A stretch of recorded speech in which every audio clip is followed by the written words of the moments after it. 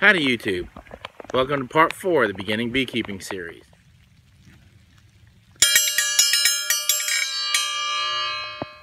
Yep, it's a little bit rainy outside, but that's okay because what we're doing today is in the workshop. We can just go ahead and do it like Milli Vanilli and blame it on the rain, or if you're like my wife, purple rain, purple rain.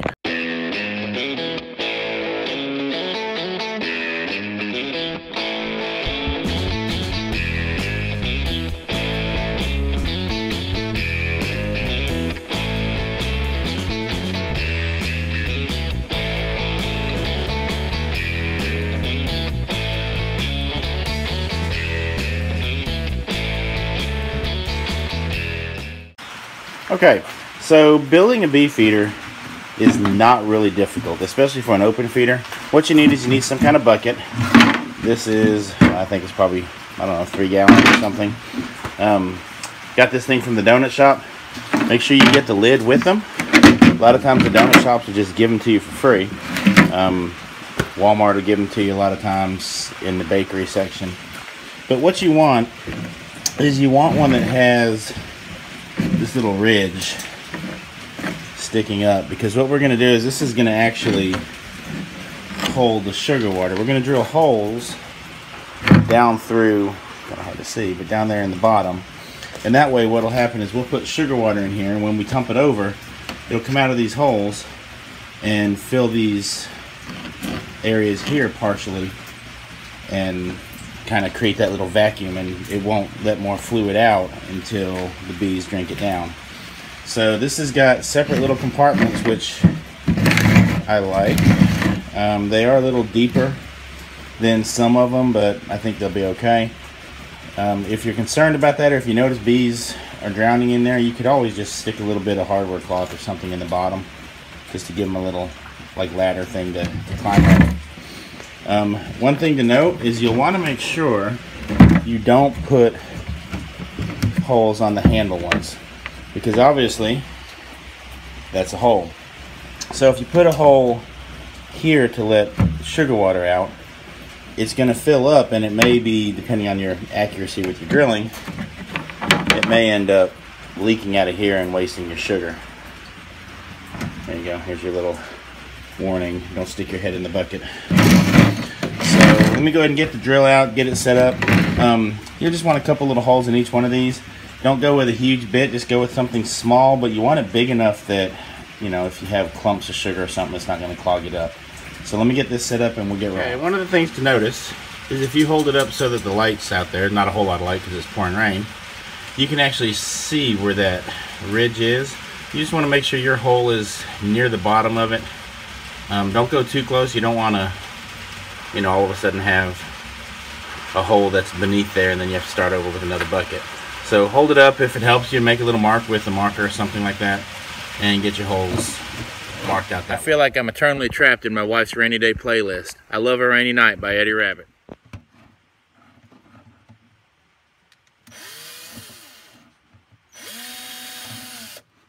Like I said, you just need a few holes in each spot.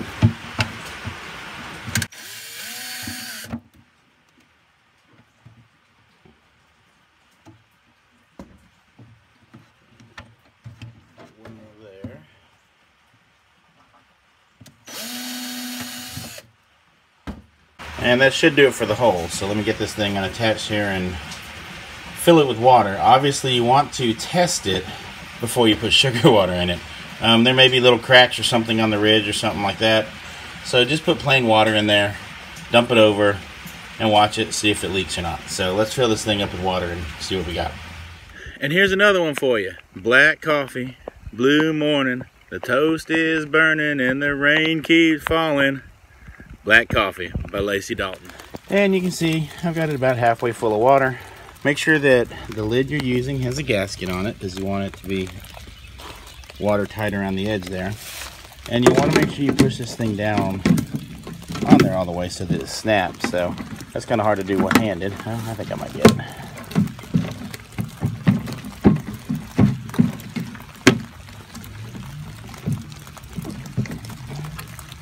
I think I got that. And then the test is to dump it over And some of it will spill initially, maybe. And you'll see it starts to fill up. And it stops. Not sure how well you can see that, but it is filled just about to the top there. And that's as far as it goes. So, you can see that over here. Remember, the lower your...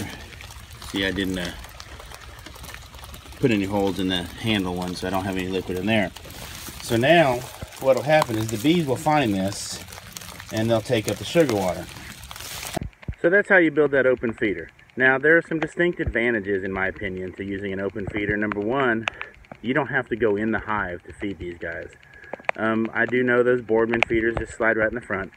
You don't have to go in the hive for those either. But I can take care of several hives with just one feeder. There are a couple things you want to be aware of. For example, you're going to have a lot of bee traffic going to and from the feeder to the hives. So don't put it across the sidewalk. Don't put it across the driveway where your kid's going to ride the bike. You know, put it somewhere out of the way where that little bit of traffic's not going to get you. Also, don't put it somewhere that's so far away that you can't carry that bucket of water. You know, water is what, 8 pounds a gallon, I think it is. So if you get a 5-gallon bucket of water, you've got 40 plus pounds of water that you have to tote to and from your feeding location. So make sure you get one that you can actually manage to get to and from there without too much difficulty. There's no reason you can't put it in the back of your truck or car and drive it out to where it is. The bees will go find it. I'm not saying put it miles away or anything, but it can be on the other side of the land. You know, I've got 20 acres here, and I can put that feeder just about anywhere on this land, and they will find it. Open feeding also has the distinct advantage, in my opinion, of it doesn't encourage robbing like some of those other feeders. By having them out and away from the hives, the bees come, they take up the water, then they take it back home, and there's no real sugar water smell or sugar syrup smell coming out of the hive for the bees. So the other hives that are around it aren't going to go in there and try to get their sugar water either. One last thing you want to make sure you pay attention to, you might want to craft a little stand or something to put this bucket on. It is going to be upside down, but I would not put it on the ground, obviously. You set it on the ground and it won't take any time at all for the ants to show up and start taking it, and it gets ugly from there. So, you know, just get some scrap 2x4s and a piece of grate or a piece of plywood or something and throw together a little stand. And make sure you pay attention to the ant problem there. You might want to put some axle grease or something around it to keep the ants off, or some people use upside down funnels that are taped to it with stuff inside of, like axle grease on the bottom of those to keep the ants from climbing. Either way, you want to make sure that you protect it from the ants and make it easy for the bees to get. And that's that, guys. It's all there is to it, to building this feeder. Go grab you a jelly donut or whatever it is that floats your boat. Go to Walmart, whatever, the bakery, get you some of the free buckets. Make sure you get the lids with the gaskets in there. You can buy them at Home Depot and Lowe's, but free is always good. And go ahead and craft you up a feeder or two.